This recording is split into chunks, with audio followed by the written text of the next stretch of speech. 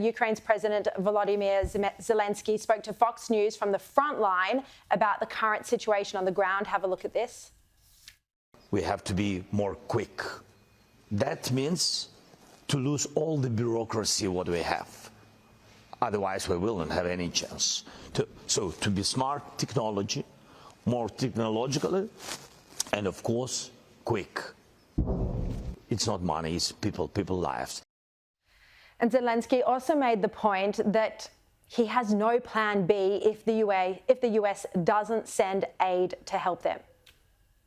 This help is crucial, so without it, sorry, but we will have more and more such heroic guys who will be in the hospitals, because if you don't have a real defending shield and some similar powerful artillery with the rounds, of course you will lose people.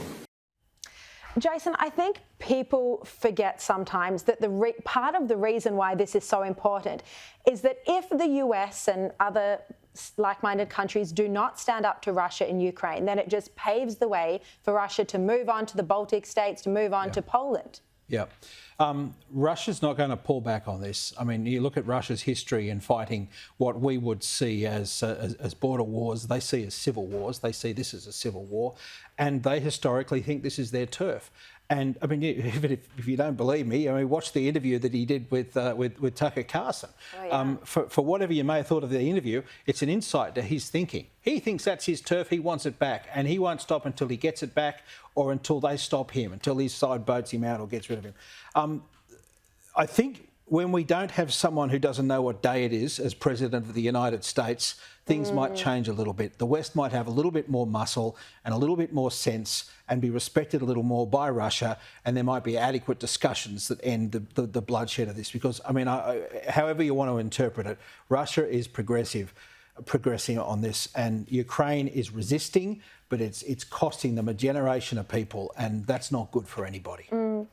I mean, Danica, the contrast couldn't be more stark between that interview that former Fox News host Tucker Carlson did with Putin, where he just gave him a platform to spend half an hour sprouting Russian propaganda. Just days later, Navalny's murdered. And now you have Zelensky showing the situation on the ground.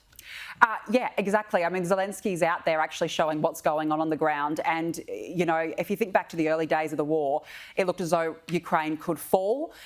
And thanks to the help of the United States, Australia and NATO allies, they were able to get themselves back on the ground. But I feel like the West is really at a crossroads with this now. Ukraine has not freed all of its territory. And realistically, Ukraine's survival relies upon support from the US and its allies now.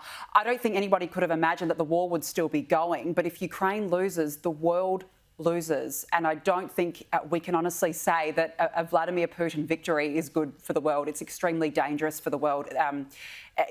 Look, the West is really at a crossroads, and Ukraine's fighting for its national freedom, and it has every right to do that. But what is worse for the world is if it gets bigger than what it is now. Sure. And that's the delicate line we need to tread, and that's why we need strength in the White House. And I'm not necessarily saying Trump is the solution. That's why the current approach works well, because the US is arming Ukraine to fight for themselves.